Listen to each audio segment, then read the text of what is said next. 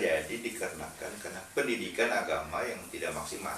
Iya, iya. Baik itu dilaksanakan di dalam keluarga maupun di lembaga pendidikan. Nah, ada opini yang belakangan ini berkembang tentang penghapusan mata pelajaran agama di sekolah. Bagaimana sikap MUI Kabupaten Sumbawa jika itu terjadi? Ya tentu kita akan sangat sesalkan. Tetapi klarifikasi terakhir ya. Klarifikasi terakhir dari Kementerian Agama melalui Kanwil kemudian Kabupaten itu tidak dihapus, hanya ada semacam modifikasi ya, modifikasi jam ya, dan materi saya kira.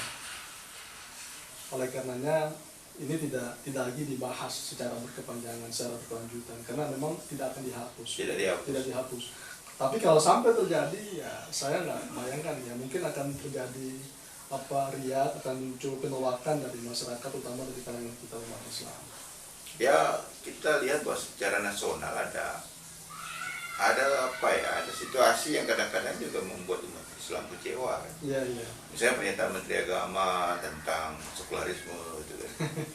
Tentang apa lagi gitu. Dan sekarang ini kita diancam juga oleh gerakan-gerakan ideologi lain termasuk komunis, Syiah dan lain-lain.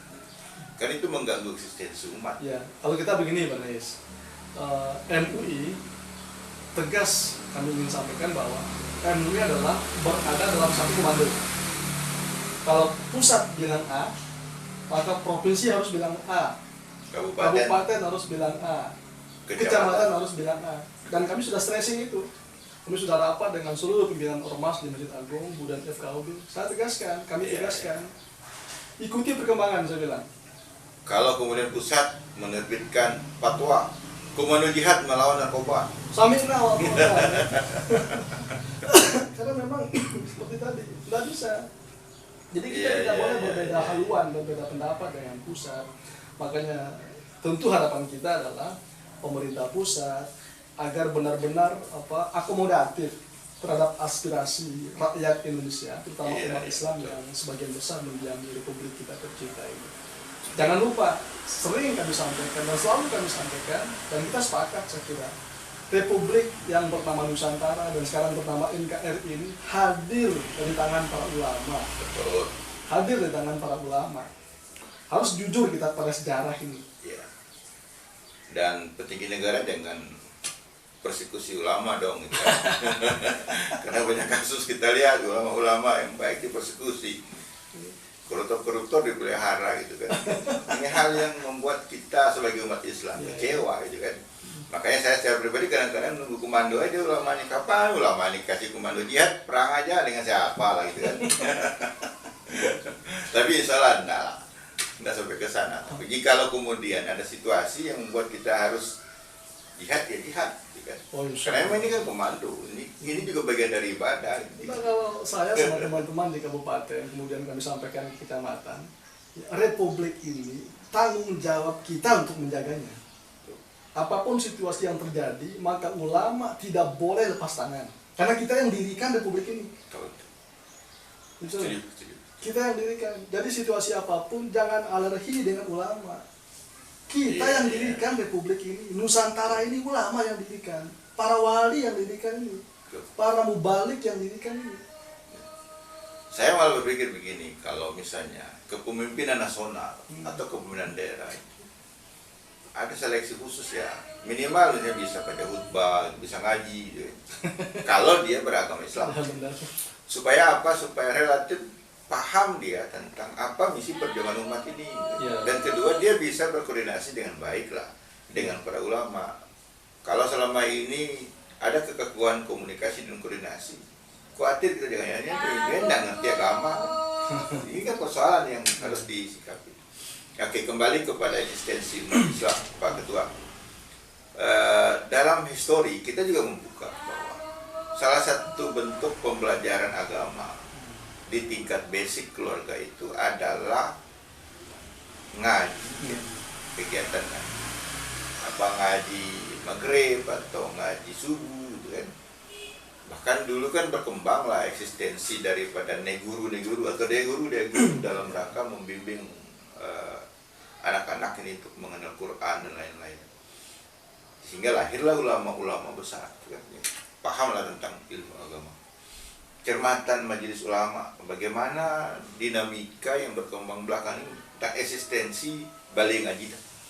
Apakah relatif sepi atau sunyi, atau perlu ada sebuah kebijakan gitu untuk disinergikan ini supaya kita tidak kehilangan nuansa gitu. Khawatir begini, jangan sampai kita ingin masuk ke Sumbawa yang notabene masuk Islam, tapi tidak kita dengar suara lantunan-lantunan ayat suci di rumah-rumah itu. Kalau di masjid lah iyalah, itu pun tape, itu pun tape kan. Tetapi kan kita ingin ada nuansa itu kan membuat orang tergetar gitu kan. Nah ini kan jadi PR umat juga, PR ulama juga. Nih bagaimana Pak Tur? Ya benar, memang saya kira kita sama-sama merasakan situasi sekarang ini seperti itulah kondisinya. Makanya kita dari MUI ya, mendorong LPTQ untuk benar-benar memaksimalkan peran dan tanggung jawabnya dalam membina masyarakat dalam mempelajari Al-Quran. Saya sendiri sebagai ketua 3 di LPTQ, ya, sebagai ketua 3 di LPTQ Kabupaten, sudah pernah turun bersama tim di Kabupaten Sumbawa. Dan kita memang melihat cukup prihatin kita tentang kondisi guru ngaji kita. Tentu harus sadar bahwa situasi yang hari ini kita hadapi berbeda dengan 20-30 tahun, bahkan mungkin 40 tahun yang lalu. Kalau dulu memang bahasanya balai ngaji, ya, ada ane guru, ada dia guru. Sekarang berubah menjadi TPQ. Ya. Nah, di masing-masing desa ada TPQ, di kelurahan ada TPQ, di kampung-kampung ada TPQ. Sekalipun memang kondisinya terus terang masih banyak yang memprihatinkan. Karena kami sudah turun, saya sudah turun mengecek bagaimana kondisi guru ngaji kita. Bayangkan ada guru ngaji kita yang hanya dalam tanda petik ya, bahasanya terbayar 1 blik gabah per tahun gitu kan. Itu kan memprihatinkan juga. Di beberapa tempat saya turun ada. Kemudian ada yang hanya 20.000 per tahun per kepala. Coba. Nah, bahkan ada yang cukup dibayar dengan isi bom dulu kan. Dengan isi bom. Sekarang ini seperti itu terjadi Mas. Sekarang juga prihatin. Jadi saya sudah turun bersama tim kabupaten, LPTQ kabupaten itu ke beberapa titik sampel ya, yang kami datangi itu miris juga. Makanya kenapa saya bisa sampaikan, karena sudah saya datangi. Jadi 1 orang hanya dibayar misalnya, katakan si A menjadi guru ngaji, maka si A ini membayar guru ngajinya, menggaji guru ngajinya hanya 1 beli gabah gitu per tahun. Ada yang hanya 20.000 per tahun. Coba. Masya Allah. Tapi itu ya Ilas. Tapi kan menghina kesannya begitu. Nah sehingga memang kita sangat berharap pemerintah dalam hal ini benar-benar punya punya sense, kemudian berusaha meningkatkan kesejahteraan para guru ngaji. Karena mau percaya atau tidak, yakin atau tidak, bahwa ketika umat ini baik, maka pemerintah juga akan terbantu dalam melaksanakan program-program pembangunan, dan itu menjadi bagian dari pelaksanaan program pembangunan, pembinaan umat pemerintah. Oke, adik sekalian, ini hal yang mesti kita sikapi bersama. Belakangan ini dengan situasi corona, pembelajaran di sekolah pindah ke rumah. Orang-orang tua ya berbondong-bondong, meskipun sambil ngomel-ngomel itu kan, melayani permintaan guru untuk mengirim kegiatan siswa di rumah dalam konteks belajar. Maka ada tugas-tugas, dan itu ternyata menggunakan biaya besar. Anak-anak yang kemarin tidak punya HP, mau tidak mau orang tua beli HP. Sudah dapat HP, minta pakai data pula gitu.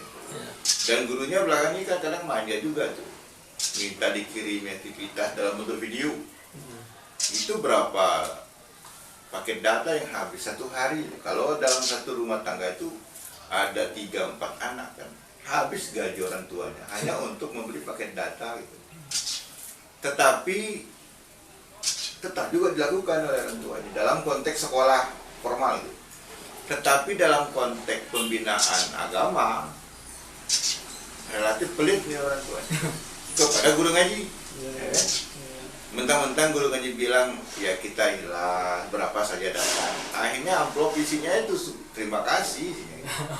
Mestinya kan ada keterpanggilan secara moral gitu, bahwa apresiasi kepada guru ngaji juga harus layak kan, harus mesejahterakan gitu. Nah dalam konteks itu Pak Ketua, tentu ada potensi ekonomi keumatan yang mesti dibangun.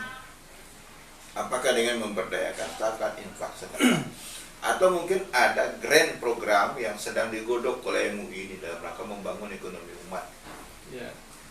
Ya memang sebenarnya kalau kita benar-benar berpikir tentang bagaimana posisi ilmu agama, ya saya kira kita sepakatlah bahwa ini tidak boleh dilihat dengan sebelah mata, termasuk guru ngaji, guru ngaji, karena beliau-beliaulah yang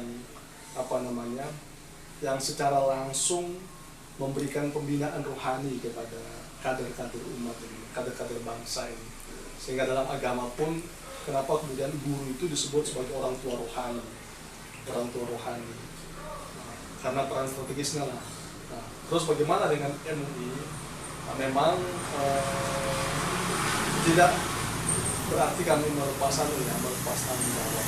Kita juga sedang bersinergi dengan dengan Masjid Nurul Huda melalui Komisi Pemberdayaan Ekonomi Umat di MUI.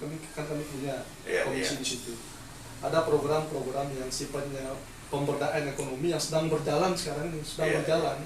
Kebetulan ketuanya adalah Pak Rai, yang pimpinan BMT Insan Semawa. Kemudian bersama Rumah Zakat, jadi Masjid Agung Nurul Huda, Rumah Zakat, dan MUI melalui Komisi Pemberdayaan Ekonomi Umat. Kami lakukan itu, sekalipun memang belum bisa menyentuh terlalu luas ya, kepada seluruh lapisan masyarakat. Tapi kita sudah mulai gerakannya berbasis masjid.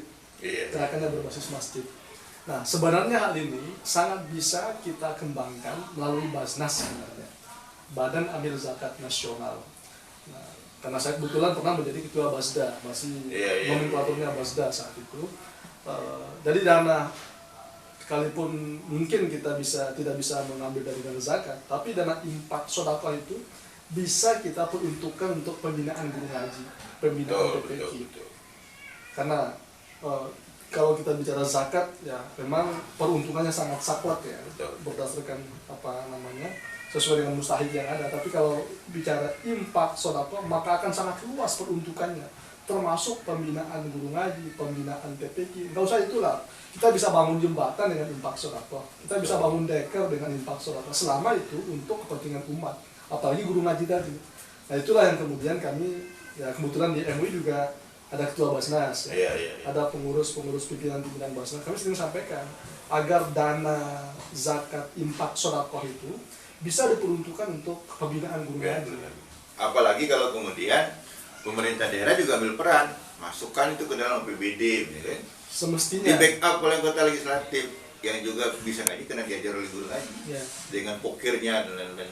Ya saya gulanya gini, ketika kami mengusulkan anggaran itu, sekalipun kalau kita bicara anggaran kan jauh sekali dari kondisi ideal ya, jauh banget. Saya guyonnya sama teman-teman. Pelapornya terima kasih. Ya, sama teman-teman di DPRD guyon tapi serius gitu.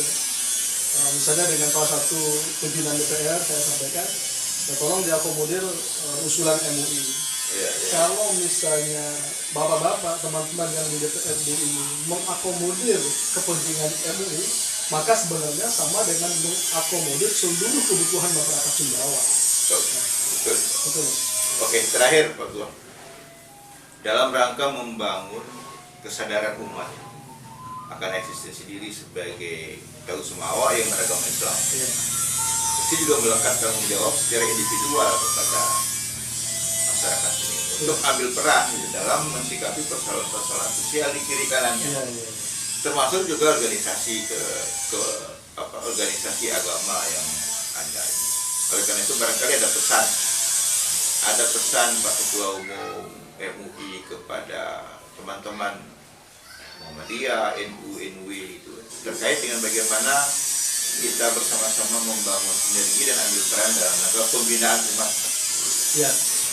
Ya sekalipun sudah kami saling memahami sebenarnya ketika berada dalam satu payung bersama, satu baju bersama yang bernama MUI, kami sudah saling memahami dalam arti bahwa peran dan tugas dan tanggung jawab ini memang tidak ringan, tidak mudah. Namanya membina, membimbing umat itu tidak mudah. Tetapi memang itulah konsekuensi dari amanah yang kita tanggung secara bersama-sama, yang amanah yang melekat pada diri kita secara bersama-sama. Melalui ormas tentu kita berharap agar bisa terus maksimal melaksanakan tugas-tugas dan fungsi-fungsi pembinaan kepada masyarakat. Katakan pada jamaahnya masing-masing, gitu ya, pada jamaahnya masing-masing. NU dengan jamaahnya, Muhammadiyah dengan jamaahnya, NW dengan jamaahnya, yang lain dengan jamaahnya. Ya. Mohon maaf hanya 3 yang bisa saya sebutkan yang lazim karena banyak saya kira yang mungkin ada. Nah, tidak ada pilihan lain. Jadi maksimal saja terus kita lakukan itu karena memang persoalan umat ini terlalu besar, terlalu banyak di masyarakat kita, terlalu banyak, dan sekali lagi tidak bisa kita serahkan sepenuhnya kepada pemerintah, tidak mungkin. Dan pemerintah juga harus sadar bahwa tidak mungkin pemerintah bergerak sendiri, harus melibatkan ormas-ormas yang ada ini. Oh, kita juga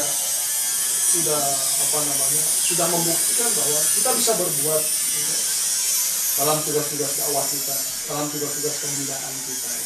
Oke.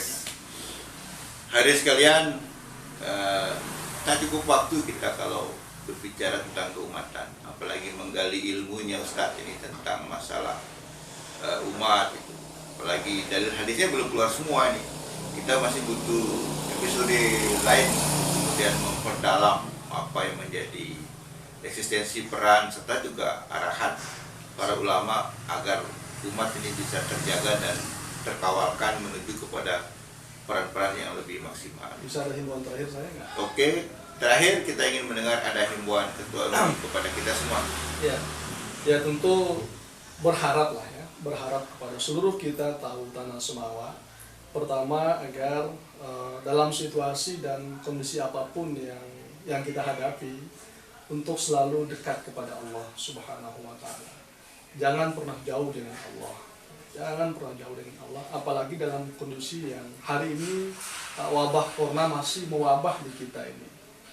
Kasus terbaru misalnya saya lihat di gugus tugas kabupaten, kita masih pada angka 30 orang yang positif corona. Oleh karena itu, mari selalu kita berusaha mendekat kepada Allah, ya, memaksimalkan ibadah, memperkuat taubat kita. Karena apapun yang terjadi sebenarnya tidak ada yang lepas dari izin dan kehendak Allah Subhanahu wa Ta'ala. Yang kedua, tentu kita berharap masyarakat tetap kompak, ya, tetap menjaga persatuan, tetap menjaga kebersamaan. Jangan karena perbedaan baju organisasi lalu membuat kita pecah. Jangan karena yang satunya kunut, yang satunya nggak kunut, lalu kita pecah. Yang satunya terawih 20, yang satunya 8, kita pecah.